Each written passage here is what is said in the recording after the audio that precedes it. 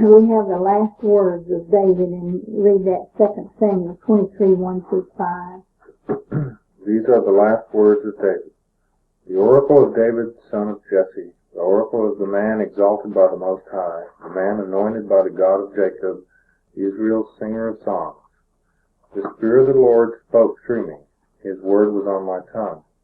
The God of Israel spoke, the rock of Israel said to me, when one rules over men in righteousness, when he rules in the fear of God, he is like the light of morning at sunrise, on a cloudless morning, like the brightness after rain that brings the grass from the earth. Is not my house right with God? Has he not made with me an everlasting covenant? Now there's our covenant again. We want to always keep that in mind, because this covenant has been set aside by the world, and they ignore it, reject it, but God will not reject this covenant. Go ahead. Is not my house right with God? Has he not made with me an everlasting covenant, arranged and secured in every part? Will he not bring to fruition my salvation, and grant me my every desire? But evil men are all to be cast aside like thorns, which are not gathered with the hand. Whoever touches thorns uses a tool of iron or the shaft of a spear. They are burned up where they lie. Now, David and Bathsheba had another son, and they named him Solomon, and he grows up, and he is to, David appoints him to be king over Israel. And during the reign of Solomon, there is peace under him. And we have the story of Solomon as the wisest man that ever lived, and we'll read that later, 1 Kings 2, 1-12, I guess. Okay. When the time drew near for David to die, he gave a charge to Solomon his son. I'm about to go the way of all the earth, he said. So be strong, show yourself a man, and observe what the Lord your God requires.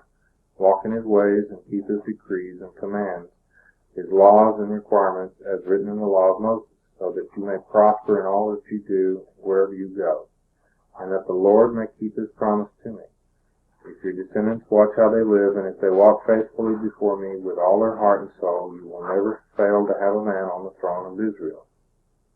Now you yourself know that Joab, son of Zeruiah, did to me what he did to the two commanders of Israel's armies, Abner, son of Ner, and Amasa, son of Jether. He killed them, shedding their blood in peacetime as if in battle, and with that blood stained the belt around his waist and the sandals on his feet.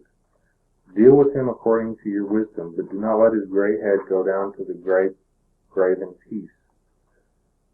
But show kindness to the sons of Barzillai of Gilead, and let them be among you those who eat at your table. They stood by me when I fled from your brother Absalom. And remember, you have with you Shimei, son of Gera, the Benjamite from Bahurim, who called down bitter curses on me the day I went to Mahanaim. When he came down to meet me at the Jordan, I swore to him by the Lord, I will not put you to death by the sword. But now do not consider him innocent. You are a man of wisdom. You will know what to do to him. Bring his gray head down to the grave in blood. Then David rested with his fathers and was buried in the city of David. He had reigned 40 years over Israel, 7 years in Hebron, and 33 in Jerusalem. So Solomon sat on the throne of his father David, and his rule was firmly established. Okay, now we're going to read 1 Kings 3, 5-28, and I'll read that one. And Solomon loved the Lord, walking in the statutes of David his father. Only he sacrificed and burned incense in high places. Now this is going to be his downfall eventually. And the king went to Gibeon to sacrifice there, for that was the great high place. 1,000 burnt offerings did Solomon offer upon that altar. In Gibeon the Lord appeared to Solomon in a dream by night, and God said, Ask, what shall I give thee? Now he has given Solomon the privilege of making whatever request he desires. And Solomon is very good in what he asks, but he doesn't use it wisely later. And Solomon said, Thou hast showed unto thy servant David my father great mercy, according as he walked before thee in truth, and in righteousness, and in uprightness of heart with thee. And thou hast kept for him this great kindness, that thou hast given him a son to sit on his throne, as it is this day. Now the Lord my God, thou hast made thy servant king instead of David my father, and I am but a little child. I know not how to go out or to come in. And thy servant is in the midst of thy people, which thou hast chosen, a great people that cannot be numbered nor counted for multitude. Remember, that's what God said He's going to make them as the sand of the seashore. Give therefore thy servant an understanding heart to judge thy people, that I may discern between good and bad. For who is able to judge this thy so great a people? And the speech pleased the Lord that Solomon had asked this thing. And God said unto him, Because thou hast asked this thing, and hast not asked for thyself long life, neither hast asked riches for thyself, nor hast asked the life of thine enemies, but hast asked for thyself understanding to discern judgment. Behold, I have done according to thy word. Lo, I have given thee a wise and understanding heart, so that there was none like thee before thee, neither after thee shall any arise like unto thee. And that's the reason you hear the statement that Solomon was the wisest man that ever lived, because God said there wasn't anyone wiser than you before you, and there won't be anyone wiser than you after you. And I've also given thee that which thou hast not asked, both riches and honor, so that there shall not be any among the kings like unto thee all thy days. And if thou wilt walk in my ways, to keep my statutes and my commandments, as thy father David did walk, then I will lengthen thy days. Solomon awoke from his dream, and he winds up multiplying to himself horses and women. And look up Deuteronomy 17, 16, and 17. I'm going ahead and read on through 28, because this is where he deals with the two women, and this is one of the wise acts he committed in the Old Testament. Solomon awoke, and behold, it was a dream, and he came to Jerusalem and stood before the ark of the covenant of the Lord, and offered up a burnt offering, and offered peace offerings, and made a feast to all his servants. Then came there two women that were harlots unto the king, and stood before him. And the one woman said, O my Lord, I and this woman dwell in one house, and I was delivered of a child with her in the house.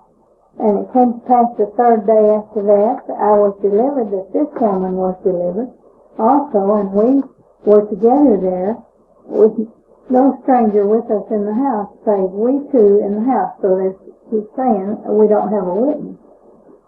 And this woman's child died in the night, because she overlaid it.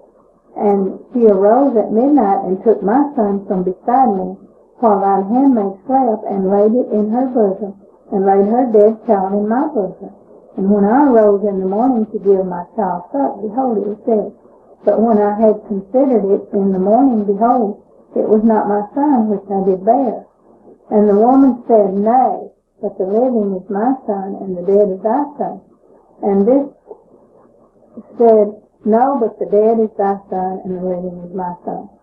Thus they spake before the king. Then said the king, The one saith, This is my son that liveth, and thy son is the dead. And the other saith, Nay, but thy son is the dead, and my son is liveth. And the king said, Bring me a sword. And they brought a sword before the king. And the king said, Divide the living child in two, and give half to one and half to the other. Then spake the woman whose the living child was unto the king, for her bowels yearned upon her son. And she said, O my Lord, give her the living child, and in no wise slay it. But the other said, Let it be neither mine nor thine, but divide it. Then the king answered and said, Give her the living child, in no wise slay it. She is the mother thereof. And all Israel heard the judgment which the king had judged, and they feared the king, for they saw that the wisdom of God was in him. to do judgment. So they were impressed. Look in 1 Kings 4:21 and 25 and 26 before we move. Okay. 1 Kings 4:21.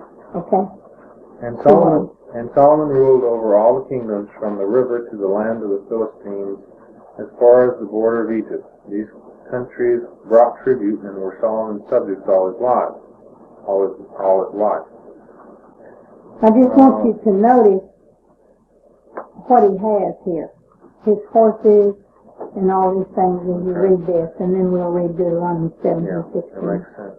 Solomon's daily provisions were 30 cores of fine flour and 60 cores of meal, 10 head of stall-fed cattle, 20 of pasture-fed cattle, and 100 sheep and goats, as well as deer, gazelles, roebucks, and choice fowl.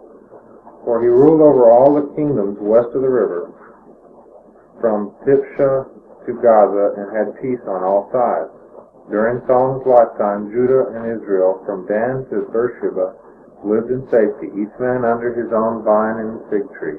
Okay, now read Deuteronomy 17, 16, 17, and see what God told him about having all of these things that he accumulated here. The king, moreover, must not acquire great numbers of horses for himself, or make the people return to Egypt to get more of them. For the Lord has told you, you are not to go back that way again. He must not take many wives, or his heart will be led astray. He must not accumulate large amounts of silver and gold. Okay, now let's 1 Kings 11, 1 through 13. Well, 4:26 talks about him having all the Yes, horses. that's the number of the horses. Yeah, 20. He had 4,000 stalls for chariot horses and 12,000 horses. And see, God told him not to, in Deuteronomy, the law was not to multiply to yourself wives and horses, and Solomon did both of these. And this was part of his downfall. Well, didn't God promise him back that he would give him riches and honor? Yeah, he did. But he told him not to multiply horses and women. Yeah. Okay, let's do 1 Kings 11, 1 through 13. King Solomon, however, loved many foreign women besides Pharaoh's daughters: Moabites, Ammonites, Edomites, Scythian and Hittites. Now he married all these foreign women, brought them to the palace. They were from nations about which the Lord had told the Israelites, you must not intermarry with them, because they will surely turn your hearts after their gods.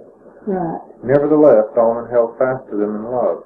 He had 700 wives of royal birth and 300 concubines, and his wives led him astray. As Solomon grew old, his wives turned his heart after other gods, and his heart was not fully devoted to the Lord his God. See, and we read that David's heart was perfect toward God. And we read that his heart was not perfect with the Lord his God, as was the heart of David his father. Go ahead. He followed Ashtoreth, the goddess of the Sidonians, and Moloch, the detestable god of the Ammonites. So Solomon did evil in the eyes of the Lord. He did not follow the Lord completely as David his father had done. See, again we have over and over, and instead if God tells you one time, that's significant. But if he tells you that over and over, how that should impress you. And see how he said David. Mm-hmm. As David his father. Okay, go ahead. On a hill east of Jerusalem, Solomon built a high place for Shemosh, the detestable god of Moab, and for Moloch, the detestable god of the Ammonites. He did the same for all his foreign wives who burned incense and offered sacrifices to their gods. The Lord became angry with Solomon because his heart had turned away from the Lord, the God of Israel, who had appeared to him twice. Although he had forbidden Solomon to follow other gods, Solomon did not keep the Lord's command. So the Lord said to Solomon, since this is your attitude, and you have not kept my covenant and my decrees, which I commanded you, I will most certainly tear the kingdom away from you and give it to one of your subordinates. Now notice his promise in verse 12. Nevertheless, for the sake of David your father, I will not do it during your lifetime. I will tear it out of the hand of Now your notice son. 13. Yet I will not tear the whole kingdom from He him. leaves a portion. Why does he leave a portion? For the sake of David. The Davidic And covenant. so the Abrahamic covenant can be fulfilled, because this would cut off the line. See? And so Christ could come from this line. Christ comes through this line. Christ comes through from Abraham, Isaac, and Jacob. And he's the seed of David. And if David were cut off, so he says, but not all the way. I'm going to punish you, I'm going to discipline you, but I'm going to leave room for continuing, so that the Abrahamic covenant can be fulfilled. And so that and all through the scriptures, from Genesis to Revelation, Satan tries to cut off the seed that Christ comes through. He is ever watchful to try to cut off that seed. And he would have delighted had this been the end of the seed. And then Christ couldn't come through the seed of David, and God said he's going to come through that seed. See, so God would have had to have been a liar, or else Christ would have had to not come, if God had not left a seed away. Okay, let's see now. So, all right, let's do 1 Kings 11:34 through 36. Now remember, in Deuteronomy, how we had, don't multiply to yourself horses and wives, and he did both, and his wife were his downfall. He turned to idols. Now we had idols all the way. Abraham, it's not recorded that Abraham had idols. Jacob's wife, Rebekah, stole her father's idols and put them under her saddle, and they left her father. And then when they got out into the middle of the desert, remember, they made calves. And so they were always prone to turn to idols, to find them as God. Yes, yes. I mean, this seems to be a trend here. Yes, it's a trend. It's a human nature to make a God. And they formed their God with their hands, made it their self, and then thought it could deliver them. And they made it. Well, if it could deliver them, they could deliver themselves if they could make the God. What was that? No tool made of iron to make an altar right. efficient. Yeah. And today it's the new age and Mother Nature. And we're interfering with the progress. Oh, we just let it alone and take care of it. This is so... It can do a better job of managing itself than we can. Because a speaker at the inauguration yesterday, I was telling you, while she was saying, God over here, she was saying over here, and we're all a part of the trees and the flowers and nature. Well, of course we're not. We're created beings made in the likeness of God. Thank God. We didn't come from a tree. Okay, 11, 34, and 35, 36.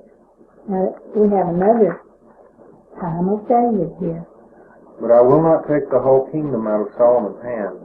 I have made him ruler all the days of his life for the sake of David my servant, whom I chose and who observed my commands and statutes. I will take the kingdom from his son's hands and give you 10 tribes. I will give one tribe to his son, so that David my servant may always have a lamp before me in Jerusalem, the city where I chose to put my name. However, as for you, I will take you, and you will rule over all that your heart desires. You will be king over Israel. Now, in the days of Solomon, he built the temple, and we find that when we read 2 Samuel 7, that David rounded up much of the material for the temple, and but he wouldn't let David build a house because he'd had so much bloodshed during his reign. But he helped round up all the gold and silver and trees many things that went into the house of God. And David bought the land and gathered material. So let's read where he bought the land. 2 Chronicles 2:4-6, where David, I think, bought the land. And then he gathers laborers also and material for it. Now I am about to build a temple for the name of the Lord my God, and to dedicate it to him for burning fragrant incense before him, for setting out the consecrated bread regularly, and for making burnt offerings every morning and evening and on Sabbaths, and new moons, and at the appointed feasts of the Lord our God. This is an lasting ordinance for Israel. Okay, that wasn't the right place. So, Carl, you might see if you can find that. Oh, here's the place. 2 Chronicles 3:1. 3:1? Uh-huh. I don't know why I had that 4-6. Then Solomon began to build the temple of the Lord in Jerusalem on Mount Moriah, where the Lord had appeared to his father David. It was on the threshing floor of Araunah the Jebusite, the place provided by David. He began building on the 2nd day of the 2nd month in the 4th year of his reign. So David bought the land, and this was the same place where Abraham had offered Isaac to sacrifice on Mount Moriah, and this is where the temple was built. It took 7 years to build a temple, so you can read that in 1 Kings 6:37-38. You want to put her notes there. 1 Kings 6:37-38. The foundation of the temple of the Lord was laid in the 4th year, in the month of Ziv. In the 11th year, in the month of Bul, the 8th month, the temple was finished in all its details according to its specifications. He had spent 7 years building it. That was 1 Kings 6:37-38. And it just tells us there that it took 7 years for him to build it. And the temple was magnificent. And the Ark of the Covenant was carried into the temple, and we'll have that coming up now. Solomon was ready to see if God would accept it, and we find 1 Kings chapter 8:6. Put those down for us. The priest then brought the Ark of the Lord's covenant to its place in the inner sanctuary of the temple, the most holy place, and put it beneath the wings of the cherubim. The cherubim spread their wings over the place of the Ark and overshadowed the Ark and its carrying poles. These poles were so long that their ends could be seen from the holy place in front of the inner sanctuary, but not from outside the holy place. They are still there today. There was nothing in the ark except the 2 stone tablets that Moses had placed in it at Horeb, where the Lord made a covenant with the Israelites after they came out of Egypt. And well, that was 1 Kings 8:6-10. And they had peace while Solomon reigned. And then we'll read 2 Chronicles 6:1-42. So it's going to be quite a spell. But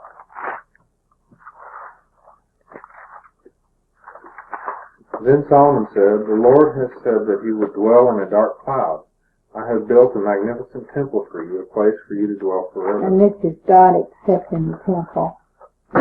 While the whole assembly of Israel was standing there, the king turned around and blessed them. Then he said, "Praise be to the Lord, the God of Israel, who with his hands has fulfilled what he has promised with his mouth to my father David. For he said, since the day I brought my people out of Egypt, I have not chosen a city in any tribe of Israel to have a temple built for my name to be there, nor have I chosen anyone to be the leader over my people Israel. But now I have chosen Jerusalem for my name to be there." Now, keep that in mind. That's very special. I have chosen Jerusalem And I for have my name to be there. and I've chosen David to rule my people Israel. My father David had it in his heart to build a temple for the name of the Lord, the God of Israel. But the Lord said to my father David, "Because it was in your heart to build a temple for my name, you did well to have this in your heart. Nevertheless, you are not the one to build the temple. but your son, who is your own flesh and blood. He is the one who will build a temple for my name. The Lord has kept the promise he made. I have succeeded David my father, and now I sit on the throne of Israel, just as the Lord promised. And I have built a temple for the name of the Lord, the God of Israel. There I have placed the ark, in which is the covenant of the Lord that he made with the people of Israel. Then Solomon stood before the altar of the Lord in front of the whole assembly of Israel and spread out his hands. Now he had made a bronze platform 5 cubits long, 5 cubits wide, and 3 cubits high, and had placed it in the center of the outer court. He stood on the platform and then knelt down before the whole assembly of Israel and spread out his hands towards heaven. He said, O Lord, God of Israel, there is no God like you in heaven or on earth.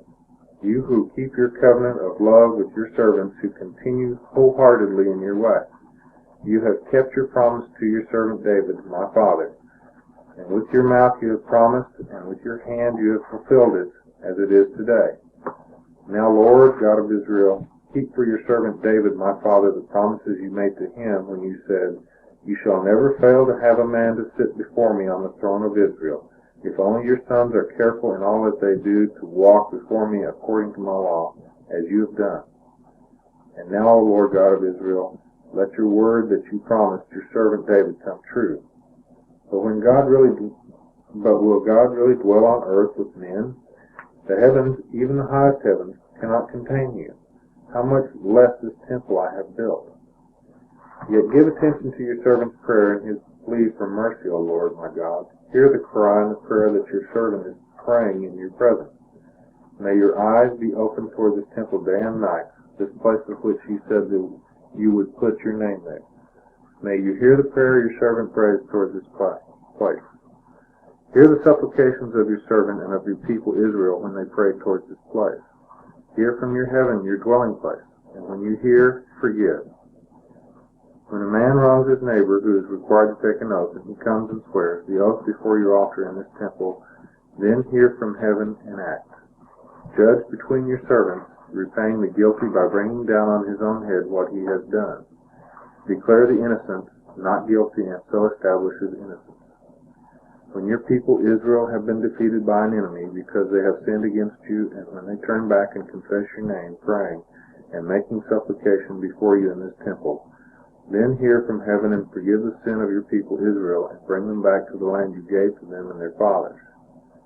When the heavens are shut up and there is no rain because your people have sinned against you, and when they pray towards this place and confess your name and turn from their sin because you have afflicted them, then hear from heaven and forgive the sin of your servants, your people Israel.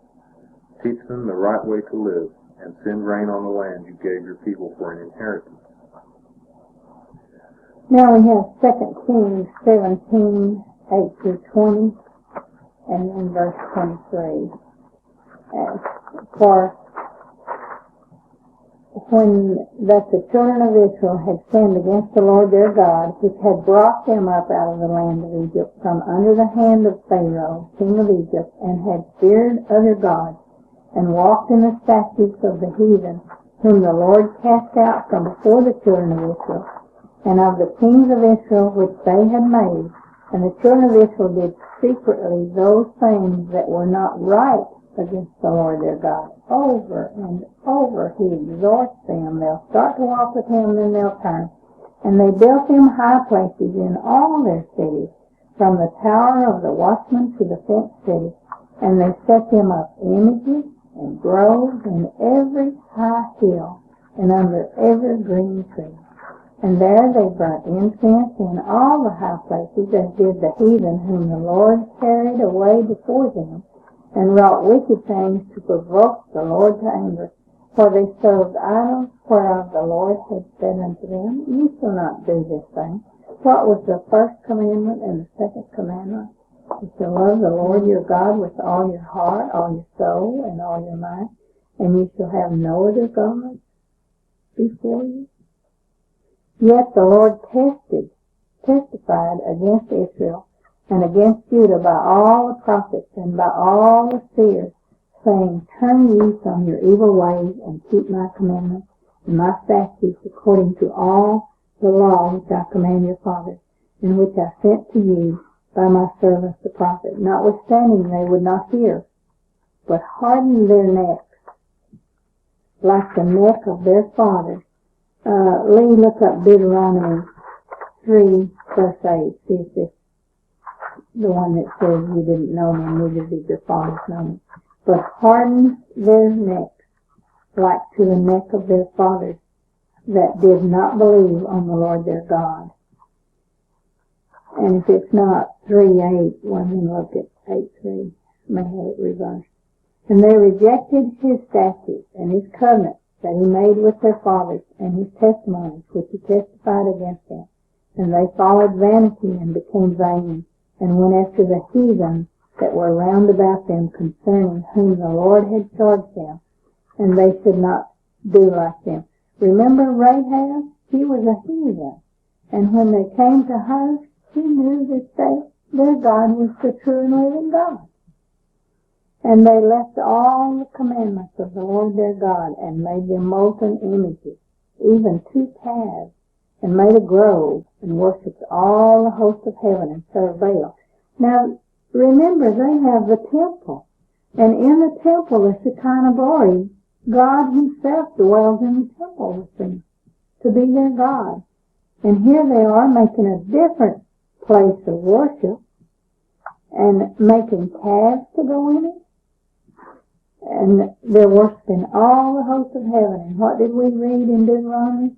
Not to worship the sun, or the moon, or the stars. Not to worship the host of heaven. And yet here they are doing that very thing, and that's the very thing that we're doing today. Making Mother Earth God, and a little bit of everything else.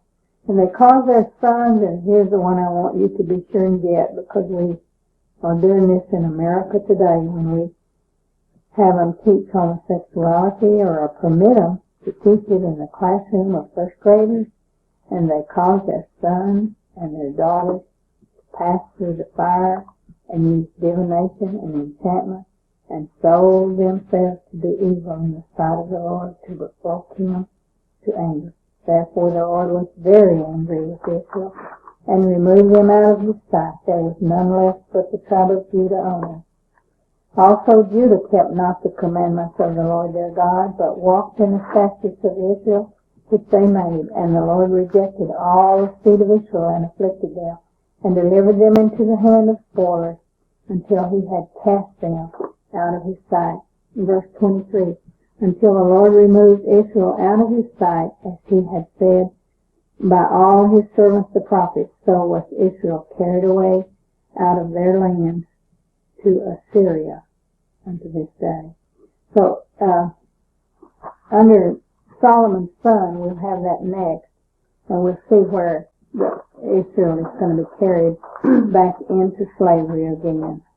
So, after Solomon died of an old age, I told you they had peace in his time, and so Rehoboam, his son, takes the throne, and he has a son Rehoboam and Jeroboam, and they fight over the throne. So Rehoboam, they divide the kingdom of Israel, and so after this we have Israel and Judah, and Rehoboam is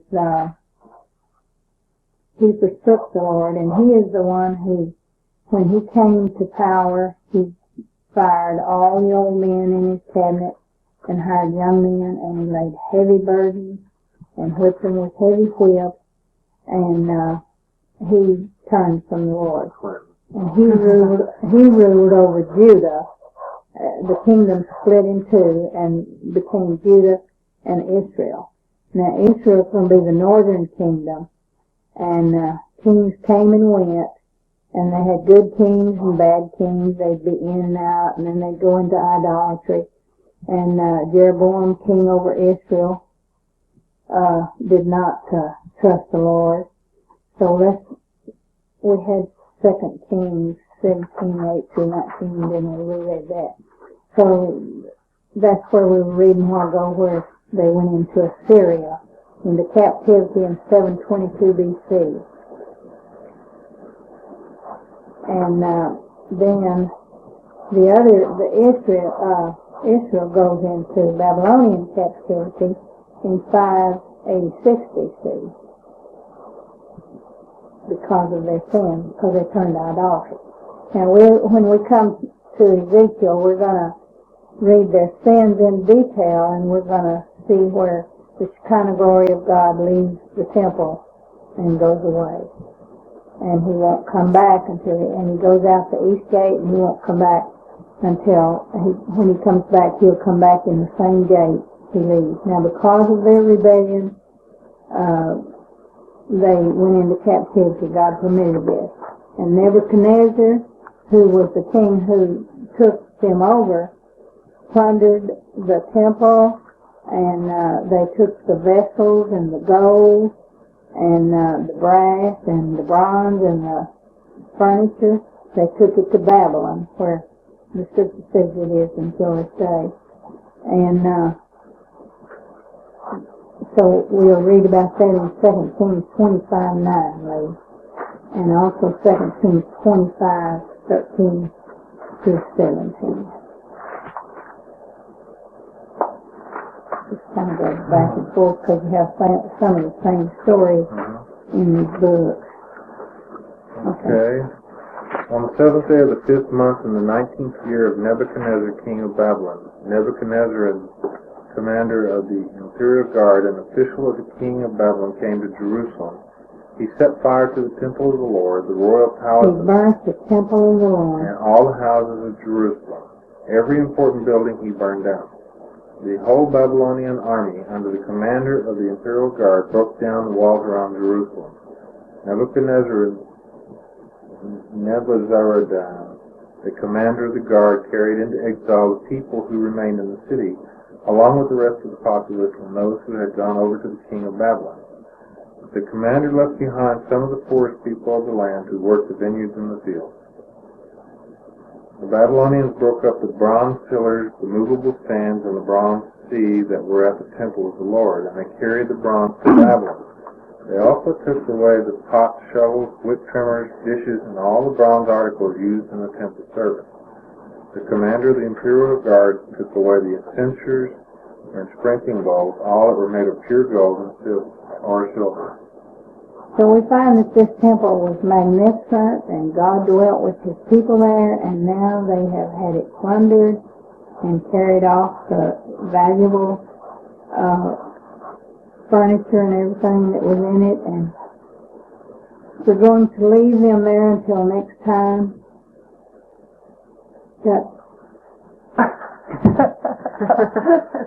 Cease and desist. Cease.